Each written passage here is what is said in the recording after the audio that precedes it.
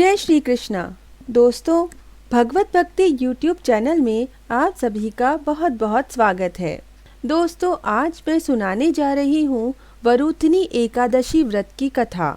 वरुथनी एकादशी का व्रत और उसके पूजन का विशेष महत्व माना गया है।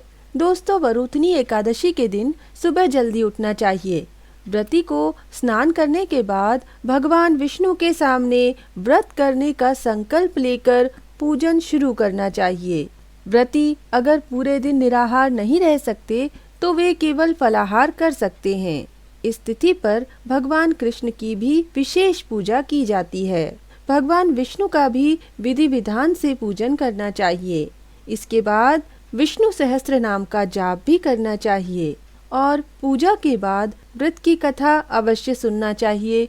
व्रत करने के अगले दिन यानी द्वादशी को ब्राह्मणों को भोजन कराया जाता है।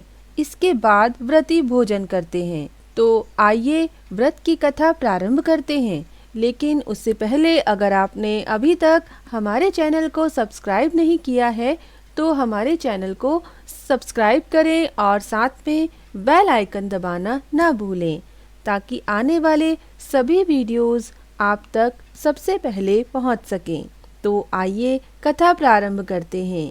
बोलो विष्णु भगवान की जय, माता लक्ष्मी की जय। युधिष्ठिर बोले, हे वासुदेव, वैशाख कृष्ण पक्ष की एकादशी का क्या नाम है? उसकी महिमा मुझसे कहिए। श्री कृष्ण बोले, हे राजन, वैशाख कृष्ण पक्ष की एकादशी का नाम वरुथिनी है। वह इस लोक और परलोक में सौभाग्य प्रदान करती है। वरुथिनी का व्रत करने से सदा सुख रहता है, पाप की हानि और सौभाग्य की प्राप्ति होती है। इसका व्रत करने से मंद भाग्य वाली स्त्री भी सौभाग्यवती हो जाती है। यह मनुष्यों को दोनों लोकों का आनंद देती है। मनुष्यों के सब पापों को दूर करके पुनर्जन्म से मुक्ति देने वाली है। वरुथिनी का व्रत करने से मानधाता स्वर्ग को चला गया। धुंधमार आदि बहुत से राजा स्वर्ग को चले गए। भगवान शिवजी ब्रह्मपाल से मुक्त हो गए। 10,000 वर्ष तप करने से जो फल मनुष्य को मिलता है उसके समान फल वरुथिनी का व्रत करने से प्राप्त होता है। कुरुक्षेत्र में सूर्य के ग्रहण में 1 मन तोला दान करने से जो फल मिलता है वह फल वरुथिनी का व्रत करने से मिलता है। जो मनुष्य श्रद्धा पूर्वक वरुथिनी का व्रत करता है उसकी इस लोक और परलोक में इच्छा पूरी होती है। हे नृपसत्तम, यह एकादशी बहुत पवित्र है और व्रत करने वालों के पापों को दूर करने वाली, भुक्ति मुक्ति को देने वाली और पवित्र करने वाली है। हे नृपश्रेष्ठ, घोड़े के दान से हाथी का दान विशेष है। हाथी के दान से भूमि का दान और उससे अधिक तिल का दान है। उससे अधिक स्वर्ण दान और स्वर्ण दान से अधिक अन्न दान है। अन्न से उत्तम कोई दान न हुआ न होगा। पितृ देव मनुष्यों की तृप्ति अन्न से ही होती है। हे नृपोत्तम, उसी के समान कवियों ने कन्यादान कहा है।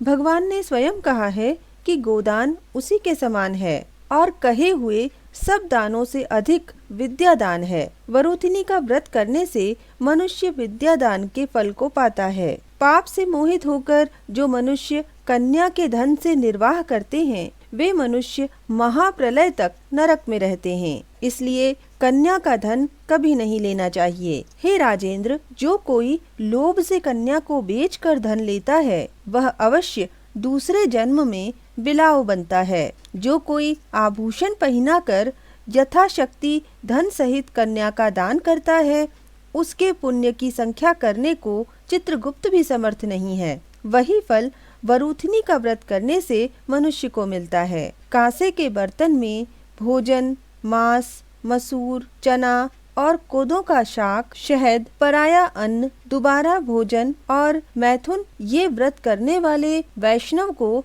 दशमी के दिन वर्जित है। जुआ खेलना, शयन करना, पान खाना, दातुन करना, दूसरे की निंदा, चुगली और पापियों से भाषण, क्रोध और झूठ बोलना ये काम एकादशी को वर्जित हैं। कांसे के पात्र में भोजन, मांस, मसूर, शहद, मिथ्या भाषण, व्यायाम, परिश्रम, दोबारा भोजन, मैथुन, हजामत, तेल लगाना, पराया अन्न ये द्वादशी को वर्जित हैं। हे राजन, इस विधि से वरुथिनी कही है। यह सब पापों को दूर करके अंत में अक्षय गति को देती है।